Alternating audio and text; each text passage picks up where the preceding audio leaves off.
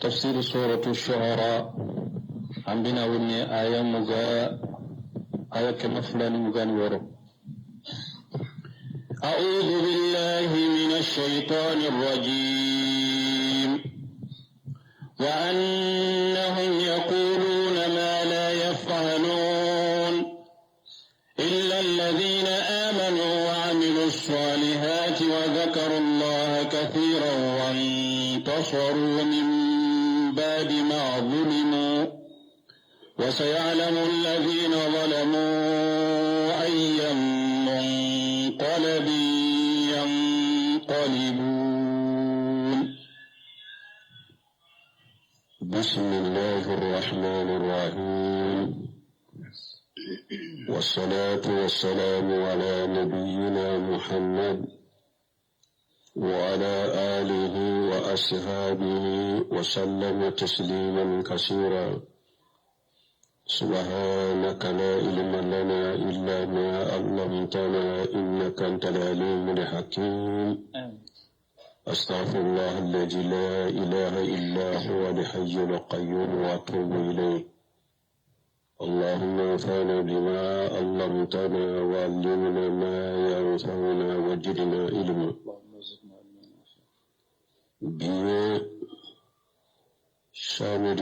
biye sibiri suye hijiriya bakene ani kemenani ani binani ni saba shaharu jumada le akhiri minye hijira sankalo woro na bismi nye mugani woro na miladin nasara ko jate ba fula ani mugani fula sankalo folo bismi nye o mugani korontonne ambe bako jikorne gole fula masjid salamu kono. أعوذ بالله من الشيطان الرجيم. وأنهم يقولون ما لا يفعلون. كما دونك لدنو ككبار يدنا درسوا تمني ألقوا والشعراء يتبعهم القاوون. أقول دونك لدنو فنا فيلبانتو دبتوكو. ألم ترى أنه في كل واد يهيمون. أقول إما دونك لبوندولا وبتاكنا سابو كنودي yoro dola cinya befo yoro dola galon de tige yoro dola dobe tanu manka tanu yoro dola dobe lagoshi amanka lagoshi muso be na ke jenya kala kasoro jenya kala te muso be jenya kala ina tanu ka ke mugo tangale fi kulli wadi yahimuna don ka be wannan de fo ala ta fantula ko ta fantula بمن كان وأنهم يقولون ما لا يفعلون. دونك لدنو وبفنفو دالا فنا وتمنك. أنا نبنا باش بولو أكثر قولهم يتجبون فيه. كود دونك لدنو كما تشاما كوبا قالون دتيغاكونو. وهذا الذي قاله ابن عباس رضي الله عنهما من فلان يني ابن عباس يا فلك جي كابو فلا بما هو الواقع في نفس الأمر. بن كثير كاكو او يرد بكنكا كو يرد نيموناري اكو ابن عباس يمي فو او يرد بكنكا دونك لي دانو بولو غالون تيغي فإن الشعراء دونك لي دانو يتبجحون بأحوال وأفوال لم تصدر منه ولا عنهم. دونك لدنو بوصل كمو دوye kasoro kumai ulima ke ama bufe fana ubu wasoni kumo doye kufo nyenin fo ninde laka kenye abarikan ni na kasoro drome kele tumadamere kama wari trompe dura bufe soro chokomi ubu wasoni kumo doye anike wale doye umu ke uma bufa mfenala فيتكسرون بما ليس لهم وبفندو تشايا ويربولو كسر من تويه أيام ميلون كلام دي نما نيندو أسراتي واتن دام ولهذا بنك شرك نند كسو جاء في الحديث أننا حديثا كنو لأي أن يمتلي جوف أحدكم قيها يروه خير له من أن يمتلي شعرا كتيرينكو إدولا كلي إكي كنفا نينا ني هذا ما دي جولي بلا ني من بي دولا فا بي فا نينا دي ko iki kono fa ka ne ki kono fa la de ko oda kadila katemu ki kono fa donkili la ni ali sabu muslimu de kono de ne ika ni ki kono fa la tew o kaw shime ki kono fa donkili la donkili sugu munu uni gitare ube ɲɔgɔn fɛ uni ŋɔni ube ɲɔgɔn fɛ uni fule ube ɲɔgɔn fɛ uni balani ube ɲɔgɔn fɛ donkili ni kan bɛ ja kuma jugu bɛ fɔ a kɔnɔ naniniw bɛ kɛ a kɔnɔ filifɛnw b'a nɔfɛ a bɛ haramu nin donkili sugu a bɛ haramu ciden kɔ de ma i k'i kɔnɔ fa nɛn na k'aw si k'i kɔnɔ fa olu la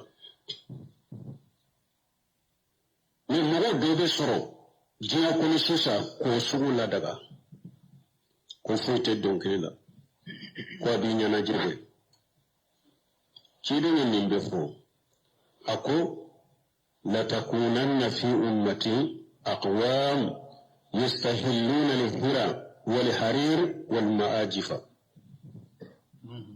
nin bɛ sahih Bukhari kɔnɔ ciden ko mɔgɔw dɔ bɛna sɔrɔ ne ka mantonw la min ye jɛnɛya u b'a ladagali hira jɛnɛya u bɛ jɛnɛya kɛ komi ko ladagali hali n'u m'a f'u da la dɛ tanke jɛnɛya ka c'u bolo cogo min u b'a kɛ komi ko ladagale ka jɛnɛya ladaga alihira wali harira fini min doni haramuyara cɛ kan u b'o fana doni ladaga wali ma'ajifa ni foli fɛnw fɛn o fɛn ye foli fɛn de a bɛɛ de tɔgɔ ko ma'ajifa u bɛ ninnu ladaga Abdullah bin Mas'ud أكلناك ومن الناس من يستوي لها والحديث عبد الله بن مسعود نيس آية أكلناك كو والله من آية لك بدونك لدنو دما من بكون سوانتو يريه كو كانوا كوم نمبو سولا عبد الله بن مسعود كلناك سيا سبقولا كم بدونك لدنو دونك لداي حرامو دم بنمو مي سوغيا فلادو على بنا استثناء ni mafote wa ni donkili da munu ye haramu ye i kanja nanunu fo kuma jugu fo foli fen bu no fe jama de be donkili da e ba fo nonu ba mina ila kan be yere ni donkili da sugu ye haramu ye wal muradu min haja anna rasulullah sallallahu alaihi wasallam la yini munni aya wulasa alaka cide allazi unzila alayhi hadhihi alquran laysa bikahini wala bishair ayaw baki kayirade alako ko cide ni kisini nema baka ni aleka quranin jiginaka ko kolon filinate donkili damnate basumbalmu nimbe fora cide ni ndawa ka gele koy tawhiri dawa sunna dawa ko cide nakasebo tumbe chogomi kam mɔgɔw bila o sira kan k'o fɔ mɔgɔw ye foyi man gɛlɛnna diɲɛ kɔnɔ ni donna a la kɔni i sigi ni kuma sugu bɛɛ ye i ka sigi ni kɛwale sugu bɛɛ ye parce que cidenw ma kisi kuma minnu ma u ma kisi kɛwale minnu kɛlen ma e tɛna kisi o ma dɛ u ko ciden ye kolonfilina de ye u ko ciden ye ko dɔnkili danna de don ko ni kuranna min n'a b'a fɛ k'a fɔ ko a bɛ dɔnkili dan de la min bɛ fɔra ye ala ko da a ko kuranna jigina nin ciden min kawa kolonfilina tɛ dɔnkili danna tɛ li anna halahu munafi li halihim min wujuhin jahirati parce que ciden kan lahala ani kolonfilinaw ni dɔnkili dannaw kan lahala bonnen de ɲɔgɔn kɔrɔ yawa o bɛ kɛnɛ de ka fana u tɛ kelen ye u bɛ kɛnɛ de ka fana ciden kan lahala de kolonfilaw kan lahala dɔnkililaw kan lahala tɛ kelen ye o yekene kanko de jamana inte hakkili biyo hari bi jamana inte hakkili surala bake ka wula malo ya wuye pour akashe ka cinya ya kan lafiya mais ate lafiya o ni alama tahudi di mo mo mai te lafiya doma galon tige ko mali be ganya ko ale de turabu gosi ko mali be ganye a ganye rawa ya nyinin ka ko ai ko me jinna nya fo mene ko saragati sumana jinna nya fo mene ko jinna min kateli ka ko nyana bo ko le saragati fulade fo wode tama bo aw yere ba do ko be jinna wala sa janna mun be sigi ya tele woni few na to korba to ko be turabu la daga turabu danna yere mu ka jinna ko fatiro tala ni mu woni be jinna wala yo o daga re o mushriko o te mushrike ni mu ko ni dina de ni tauhidi dawa min fulani suna dawa min fulewa ko ibn nin ko de kare Allah da bi ko kare Allah bi irin malwa ne ka yere ka kudo de wani bin wadi alwadi yode fo akumma hajama ahadun ala sunnati illa sagatahu Allah akum mushima wuli ko ben min sunna telefo ala yibbi mushima wuli de ko eben min sunna juguya na kele de ta fo ala bibbi ala mu maloya nyaati hakli so harbi nin fora awye 2000 daya ni la turu donna kelem ni ko na fina kelem ko be gagné après de là galon tigera ni ewan na fana ni la ewan la turna ewan la turu gosilaw ube turabude ni turabu danaw afora wiye ko be gagné ala ko ni ede bu gagné ube ni ala de be u gagné o bena do ala wula moloya ciden kala halin mun tay kelene كما قال تعالى وما علمناه شعرا أيورنا على كوكوالي ما تشيدن الدنيا دونكلي لده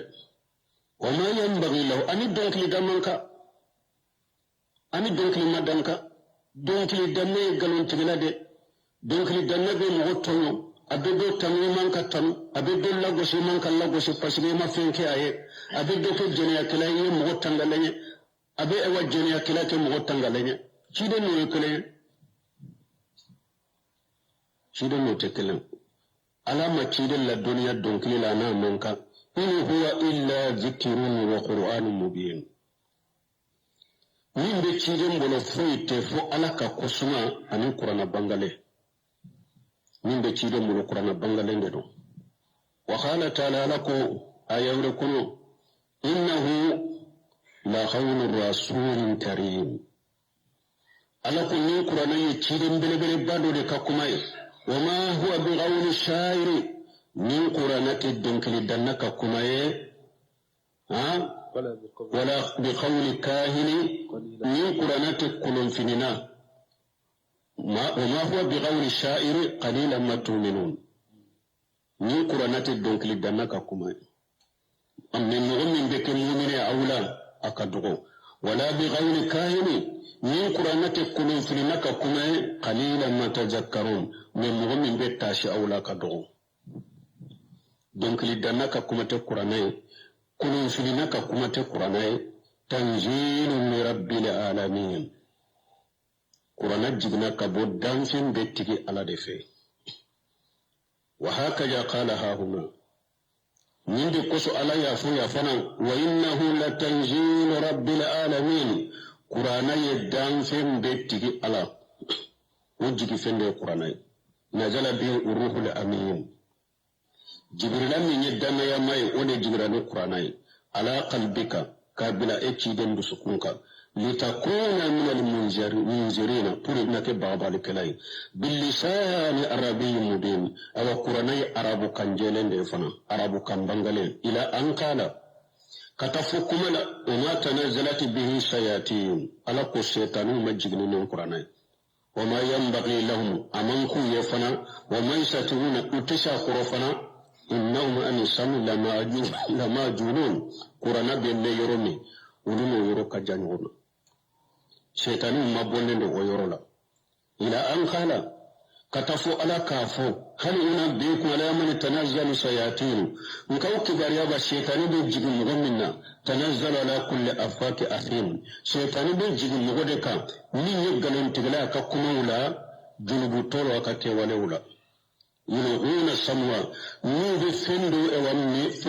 fendo ne kabo sanfe ka fende to dum kurti kabo sanfe wa aktsaruhum yulghuna samwa wa aktharuhum kajibun awaitamuni galon tiglade waswara kana biande ayan min donc li danu fana yattabihum alqawun fi bantu de bitugulu fana ko alam tara annahum fi kulli wadi yahimun wa annahum yaquluna ma la yaf'alun wa qafi alako illa allazina amanu wa amilu salihati tumana lay donc li dan la gosi anana baitul kilam mun tumbe ciden ka tilela mu de baitu ke ka islamiyat tamu ka kafiru lagoshi ala nana ulu shem boddon kili da haramu ya lela ulu tata haramu ya illa allazina amanu qala khairu wahidu inna haja istisna'u mimma taqaddama wala shakka annahu istisna'u doni ke ba ko har mu kelente ko ni mu'minu mun tumbe baitu ke ko alaye ulu shembo donkili danawla donkili dan munu haramu elendo muminu barani makela munun tumbe baitu ke ciden tilela alaye ulu shembo donkili danaw tala munun tayi haramu e bon kasir ko shikatala ulu tekele ne fana ushembo lemba la fana haja istisna walakin haja istisna akun minni istisna min fulani alayi min rasul min suganta ku bodon kali dannan tola yadkhul fihi shuara wal ansar wa ghayruhum baitu kilamu min tumbe madinan kawla anunu na ne wono ubebedo mun ka baitu tun daga lendo ubebedo ulukono حتى يدخل فيه من كان متلبسا من السعراء الجاهلية بجم الإسلام وأهله ثم تاب وأنب ورجع وخلا وعمل صالحا وذكر الله كثيرا أبو تقول أو هل بيت الكلام بدون ينكرو بيت الكلام من يركيدن تلل الجاهلية لا وتنبي بيتوك كسلام يلا غشي وكفي ونانا توبي كبولا كسلام يتم ولفنا بدو إلا الذين آمنوا وعملوا الصالحات ولفنا بدو على هل جاهلية لمن تنبي بيتو كي كسلام يلا غوسي كجاهلية والدفاع وكفونا نتوبي كبارا نماكي كسلام يتم ولفنا بدو سيسنا ودنا فانا كبيتو فينتولا ألاكو إلا الذين آمنوا فو بيتنا كلا من اللي مناني علي نيكو كاللي مناني علي كو دمدو بالا الإيمان بوجود الله دالكو على بي الإيمان بألوهيته دالكو على دي دمسي الإيمان بألوهيته دالكو على دي بطوفين سيتي منك بطوكيني على كلم بوتي الإيمان بأسمائه وصفاته ikadala ala yere yetto mun sabata yere la kamman kutu mun sabata yere la qur'anu ni hadisa sahalun kono ikadda ulu fanala anil li man ajjo woro kadda ala funu mi min li manani ni togola wa amilu salihati u barani ma fanake an ko barani ma saratu fula bala an yakuna qarisan lillahi wa ala sunnati rasulullah sallallahu alaihi wasallam baraka qalash alay akabbe ciren ka sunnama isini nema bakar min mo ka bara qalashira udatu fudeni bin yadiko aswabuhu wa aqlasuhu قالوا يا أبا عبد الرحمن ما أسواب وما أقلسوا قال إذا كان الأمل خالصا ولم يكن صوابا لم يقبل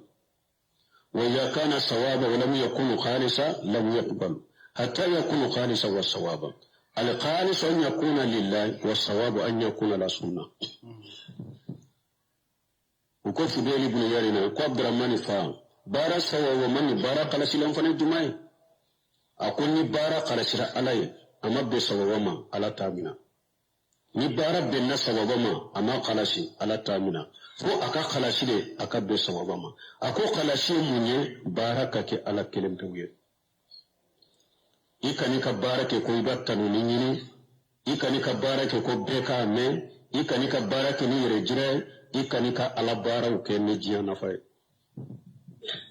ibake ni ala kelempode faman kana yarju liqa rabbih falyamal amalan salihan wala yushrik bi ibadati rabbi ahada ala ko ni wonni mbajigi ko ni ala be nyugon kumbe nyugo yalla gara ndi fese ki kulo siti saray ka bara wala ewa ika bara nyuma kare kana fo farane ala ka bara ina baraka kala si alai kabbe kiden ka sunna fara ma kiden ko man ahdasa fi amrina haja ma laysa min fa huwa raddu kiden ko ni mo mo yen ko kurado ni dina kono ka ko fo ni dina kono ka ko ke ni dina kono ne kiden ni nyamra ni miye la gara labi ka bara saji mai saratiye na tugulu lamman amila amala laysa li amrina fa huwa raddu ni mo ye barake bara ni ni nyamra ka bara be saji mallagara aw mun kera mun ye kabara nyuma ke bara nyuma sarati fula sabatirala akala sila alay abbenna ciden ka sunnama sallallahu alaihi wasallam min de bara nyuma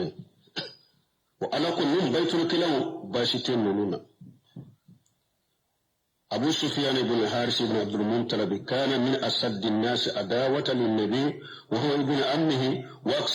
aktsaruhum lahu hajwan falamma aslama لم يكن أحد أحب إليه من رسول الله صلى الله عليه وسلم وكان يمدحه رسول الله صلى الله عليه وسلم بعدما كان يحجه كان يمدحه رسول الله صلى الله عليه وسلم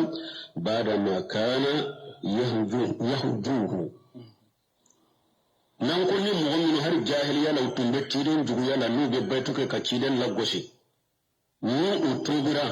ni ciden tam ubedo ayan kono ushente donkli dana mun tayi haramu abu sufyan abulula abu sufyan ibn haris ibn abdul muntalab ciden kabbal masur do yenye afani chini do dero abu sufyan ka to kafiriya la moshitu majuguya moshisu juguya tunta dusukun kono ka ciden bo abe baytu ke ka ciden la goshi ne tunami aliman yara moshitu te mun kanu be kun kanu fana ba dusukun kono ka ciden bo aye baytu ke fana ka ciden ta sallallahu alaihi wasallam hakelen ko fe jahilan na tumbanna ni mu'minu ya ko fe aye baytu ke ka ciden tanu ويتولاه بعد ما كان قد آداه أكيرا تشيدنك بشنوغي أكل من كفر أكيرا تشيدنك كانوا بغي كسرو كاكا بشنوغي كسرو جاهلا لا تنيا تشيدن جوكوري نلي منا كفر أكيرا تشيدن أكيرا أبشنوغي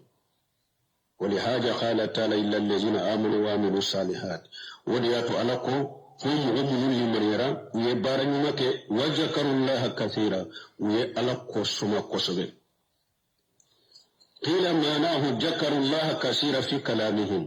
دوكو ويألا قصما قصبه وككمولا وقيل في شعرهم دوكو ويألا قصما قصبه وكبيتولا وكلاهما صحيح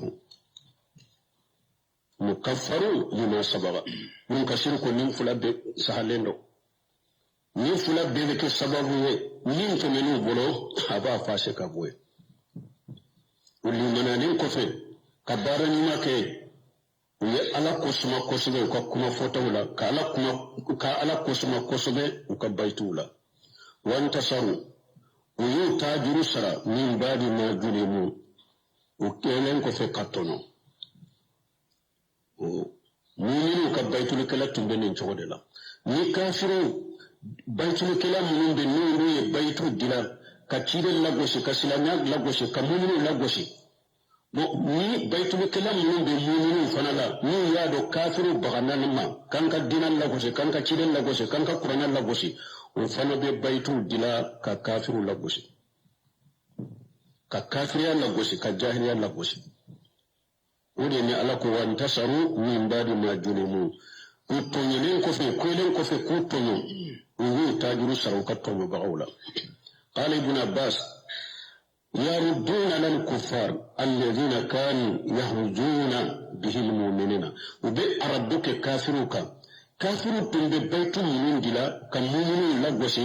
uhu fana be baytu dila ka araduka kafiruka ككافر اللقوس أو قال هاجيه وفي صحيح كما وهذا كما ثبت في صحيح من فلان كما ثبت حديث سالم كن تومي بخاري ومسلم أن رسول الله صلى الله عليه وسلم قال لحسان تشيدين كو حسان جمع حسان بن ثابت بيت بكرة دو تندو تشيدين تللا تشيدين كو أهجوهم أو قال هاجيهم وجبرائيل ماكا ni hassana be baytuke ka kafiru lagosi ka kafira lagosi ciiden ba fu lagosi de ulagosi jibrila faralen bika ulagosi jibrila faralen bika wan kabi ibn malik annahu qala lin nabi sallallahu alaihi wasallam inna allaha qad anjala fi shuara ma anjala kabi ibn malik afane baytuke lay ka koro awa ko ciide alaka nabiyuma kisini nema bika ewa baitu ani donkili ala fune kan ne aya jigala aya min jigite paska lenya na yala aya in kando ne fana mawa faqala rasulullah sallallahu alaihi wasallam alaka cidon ko innal mu'mina yujahidu bi sayfihi wal lisanihi walladhi nafsi bi yadihi laka annama turmunahum bihi madhan nabuli cidon ko ma baitu komin fula ayan kono aushen tola de mu'mini ala yabila eka ika jihadu keni kabba mure jihadu keni innenye awa kidin kun kalnanin masai nimbin masannin bolon awa fule ka baitu munun gila fule ka baitu munun ke ka kafiru lagoshi ka kafiriyan lagoshi naye abe komi de ni ba ke ka binye ke kuso ika baitu mungu toro chogomi abe ko yibi ake ka biye ke kuso tanke ka baitu mungu abe do ula ku toro abe ko mi biye kala de bu bolo mungu so ne biye o ko sala ko tanyen ka temen yoro la ana shidil islamiyya mufleka donkili mungu de har islam radio dola ube telefonu dola ko ana shidil islamiyya Islamiyya ka donkilite ana shiri Islamiyya so sal fawjan nginin kanan ni na ako isadu ani ana shidi aku tekelanye de arabu kan nan tugola de isadu shari wede baitu kila mun tumbe ciden talo ba fu numa isadu ali ana shidi jama de boke jama de boko fulo baitu ni kelen ben ka kono na lan kelen ka baitu dofo baitu munun de sirati gali mo yanye ube ka baitu de dila ka islamiyya majjamu ka kafira la goshi uba fu munun de ma isad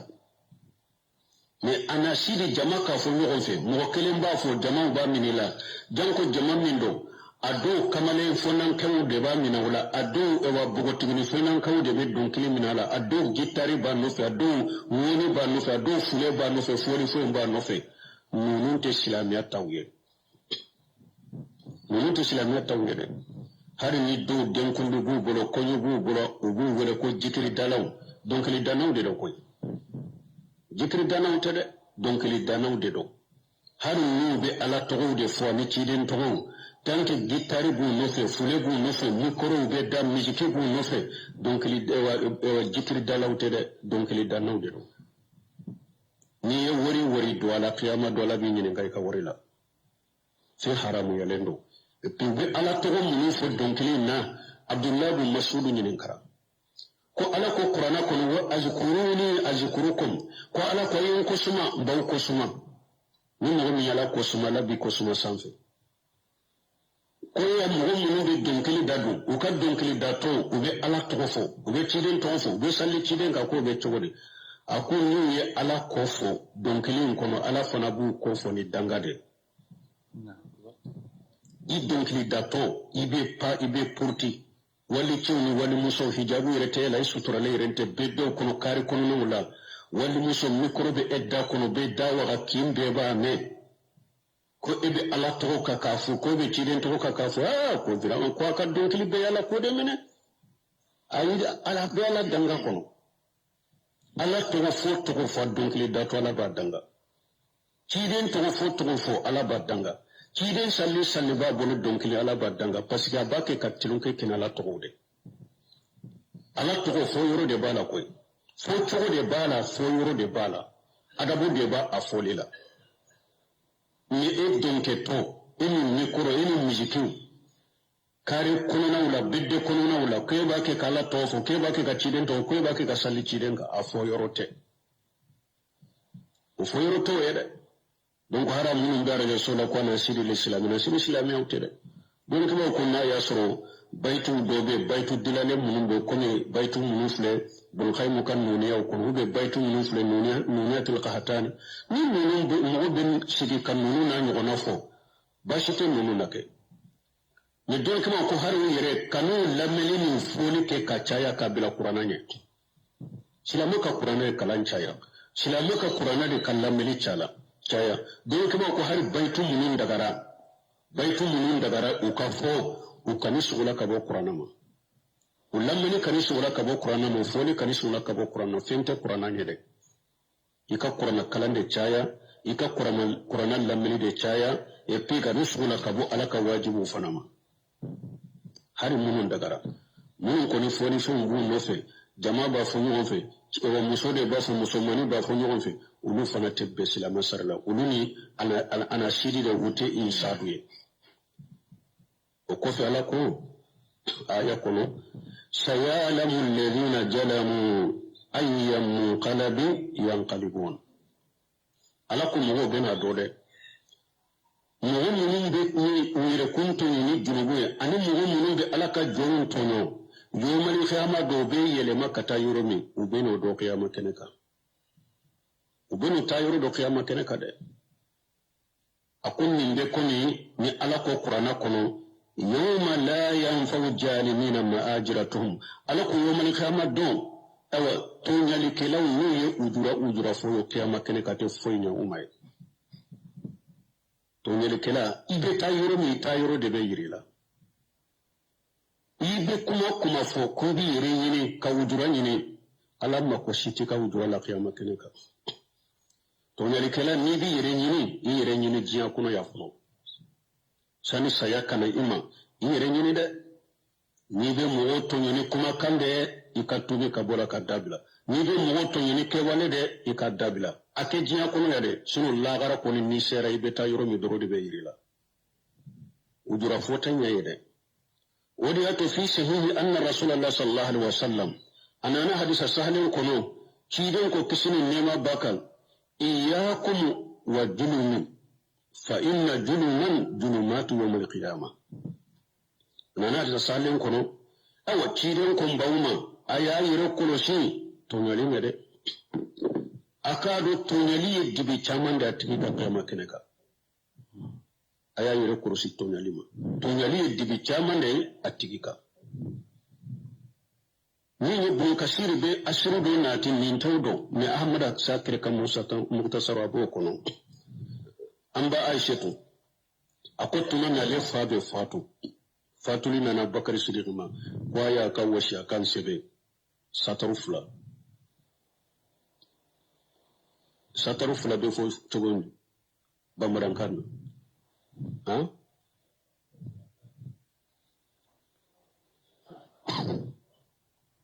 page fila ayi kolo fila komi n'an b'a fɔ aya fila han kumakan fila ale sa an k'a kɛ arabe sa aran fila o tɛ faransi kan ye ayiwa aran fila letari in ye aran fila de a ko bismillahi rahmani rahim min abubakar sidiqi ibn abi qufahata a ye letara daminɛ ni nin ye a ko ne satara filanan a ko ne abubakar sidiqi n bɔtɔ filɛ diɲɛ kɔnɔ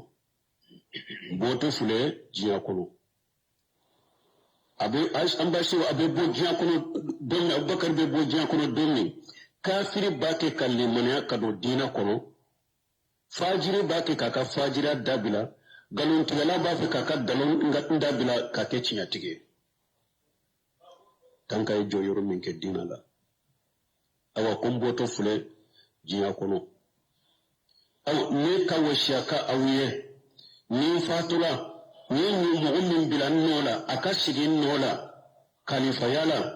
umaru ibn khattab no sugantiya o kake khalifa ye nkofe na tilela ayanye ode yin jigiye katama min na ya jenge ajengena wotille ka jigiye katama nte ko dogolendo aw aka ko tosa o be ala de bol ala ko qur'ana kono wa sayalamu alladhina jalamu ayyum qalabi yanqalibun Abubakar Siddiq kawo shakani ninde Abubakar Siddiq alade Umar bin Khattab sigi sana ka fatu da yafo ninte ninde ka sigi nola banu islamiya khalifa ya benanilla hala damado leda imma jamana nyogo nye ka fara nyogo ka ahli al-hal wal aqd islamiya nye masigi chogo ahli al-hal wal aqd mun ye kalambagaw ye doni ka bagaw de hakili mawdo ulu de be ko siri ku foni ulu de be sigi ka nyogo nye karasa amba do doni ke bagado hakili mado danaya mado cinya fana kanu bagado cinya ke bagado atem mago sum masalaha galonka anka te nyemay Abubakar Siddiq o sigira o chogudela ninte fulay fulanna wala min nyemay ni abis fatu ni aye e wasarankalite kanyamaralite kuninite palashina aye karasa bilay nyema besigini cho nyema sigi chogo fulana silamiya la fulay awa Abubakar yodoke sana ka fatu ku kan Umaru shiga kofe kuma fulama yala a fatu radro Umaru kera khalifa ninte fulade fulanne no ni fulanne awa hari Usmana fana fulay Usmana fana shigi chogo kera ode tumami Umaru fana be fatu afana yin wasiyake yaro cide nye ewa mugota ayunu tawtogoma kube do arjanna bafu mina asrul mubassirina bil janna mugota cide nye tawtogoma kube do arjanna Umaru be fatu wakati ni mugota ni Umaru yere gora la tode bet woro de betwale kofe woro de betwale parce que saba fatura Umaru ye ale yere nani nay woro de beto ale kofe aba uberata bunu jaray fatura Umaru nya be mugota indela Umaru ko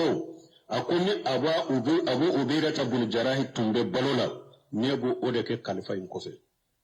parce que cide nyere ya tanu kunnin mantun kadana yama aba ubeta bunu jarahi dedo na tumbe balola mbale de bilan kofe ni aleto balola wa ko to min tora mugotai woro min tora awa Umaru ko ne kofe nye kodi aw woroma aw woro kata sigi kan yogo nye na benna mugo min ka ako ke ciren ka sego nye mai ako min na be erenyoke ako Abdullah ibn Umar law ya denke ako ni erenyo beke aka kinyana ne kana kuma de kuma tibuloy ne erenyo ka kinyana ne kuma tibuloy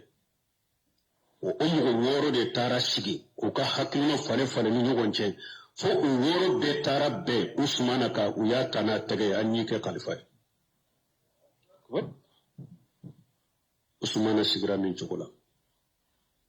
ninte chogo fulaya sabana nani na nimmi nana ni kude tay asigira silamiya na chogo tede ni tank akera telman ke na akera ayi place soro mo ya awa ahli al-hal wal aqd ya jata nyema an kan nyema de do hari na chogo mo wodde lay munye ubogo cide nyen fo ako wa yin ta'ammara alaikum abudun habashi ciden ko abauka nyema ka kuma lamya ka tuwa ko hari ni habasa Ethiopia jonde ni akun nya gasanin do komi jebibe to hari no de kera kan nyema ayeto ko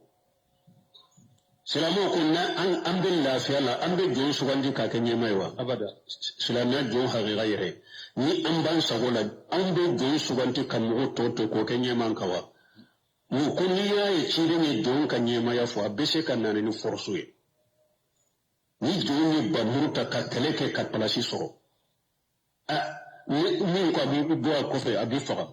abi to ga te to silamiya salima ba saliya ba korde ka ko nyema silamu doli bo sirani kama ani tinyali sirali kama ambe to ako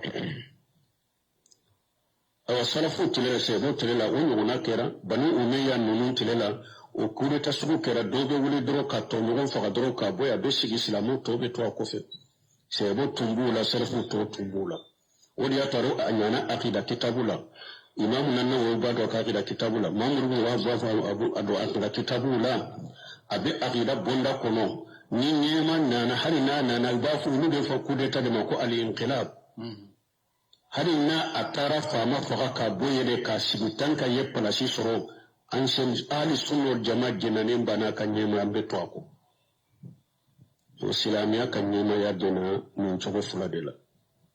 min chogo nani nyuroma de la o ko fi hadisatu o sita angolo ya to nyali bondala kidin ko dondola seboma ataduruna mal muflis ako aw be bololan golo doa qalu al muflis fina min la dirham lahu wala mata sebo ko aw ko ni bololan golo aw bolo an cela muflis yamunye bololan golo yamunye fanta yamunye mu'min nafulo jeta bolo minanta bolo nafulo jenta bolo an be ninde jate ko bololan golo فقال إن المفلس من أمتي كيدانكو أكبر لنكرني فانتني حقيقة مني يمكن من تولا من ياتي يوم القيامة ويوم غد القيامة دو أبنا قيامة كنكا بالصلاة أن يصلي دفلن بناي والصيام أن يصوم دفلن بناي فرد الصوم بكي كدفا والزكاة أن يجاكبو بناي ياك جاكبو جاكونو وياتي من أبنا قرصة ما حاجة ayasuru ayyidunna ni yanfe wa khajafa haja ayasuru ayyidni agalun dan ni yanfe wa kala mala haja ayasuru ayyinin kanna fulu yanfe wa safaka damma haja ayasuru ayyinin juligo yanfe wa daraba haja ayasuru ayyinin gosi yanfe kabugo ni alenna na jokiya makeneka anana harisanna chogodola ani baran yumen bilbil baw bina qiyama keneka ni ya kabara wo be ko kuluba kun bere ba dan ki akacha baranyuma ne na jora jurumani tubu bina korala anyi ni mo sugu mun fo si sawlu bina korala ba fa antigi ala do ba fa ye ntigi ala yenne nani de ntigi ala ayi jenya galunda ne la de ntigi ala yenne kan na fulu dude ntigi ala yenne ka jolibo ntigi ala dalla kan ne bugo awa ala ba fo kidan ya fi hadisa kuno fayuta hajan min hasanatihi ye ayyin nani uba kan nani le haketa kabara ni malakoti oma wa hajan min hasanatihi ayyin jena galunda min fanala uba fana ka haketa kabara ni makono kadama fayin fanati hasanatuhu ni aleka bara ni be banna ni jogola harisa juru ba kanna juru masara قبل أن يغدي عليه ni alika bara nyuma banna to sani juru munum ba kanna nu masara وغيجا من قطاياهم فترهت عليه ثم ترها في النار من كجرو بالا وبئنك جنبوتا كفري عليك كافر جهنم بكم ni hadisa be sahih muslim kono on kumbal mo de yalla obi ola to nyali kumalama to nyali kewale lama fifi kuniye to nyali hadama den kire kono sam alaka aya fula ya ko to nyali kelaw yawmal qiyamah obe yele makata yoro mu kata yoro do qiyamah keneka kiren ko ayi sirat to nyali dibi bere bade yawmal qiyamah umaru ya fa kan wasiya kono awa umaru na tilela oda inka jige katama na jengena nde kai wudo alako wasayalamu alladhina jalamu ayyuhum qalbu yanqalibun ala ka ɲuman bɔ diɲɛ kɔnɔ ya Allah isa wagati b'a la sura kuran de ni ko an bisa ka to tashi insha Allah mun ni an bɛ musulman min kɛ pour a ka bila situ kan ni ala sɔnna juma nata juma don kɛlɛ darura dɔ kosɔn juma don kɛlɛ juma nata derisu tɛ kɛ yan mais samedi sibiri ani dumasi an bɛna derisu tɔ kɛ yan mais darura dɔ bɛ juma don dɔrɔn juma nata derisu tɛ kɛ yan mais ni ala sɔnna derisu min tun kan ka kɛ a don juma nata an b'a yɛlɛma dɔwɛrɛ pour kɔfɛ mɔgɔw derisu ka traité u bolo an b'a a yɛlɛma dɔwɛrɛ juma nata ta juma dɔrɔn do dɛ o bɛ kɛ dɔwɛrɛ darura dɔ kosɔn o kɔfɛ sibiri ni dumasi an bɛ segin ka na nɔ la insha Allah bon komi mɔgɔw dɔw bɛna bi bon olu tɛna sini kelen mais toujours nin dɔgɔkun tile 7 in b'a nɔ la dɛ sini ni ala sɔnna an bɛɛ sini kɛra an bɛɛ min filɛ nin ye o ye de fo juma min bɛna dɛ o yɛrɛ juma dɔrɔn de don ni ala sɔnna an b'a yɛlɛma dɔwɛrɛ n'o juma in tɛmɛna derisu tɔw b'u nɔ la inshallah ya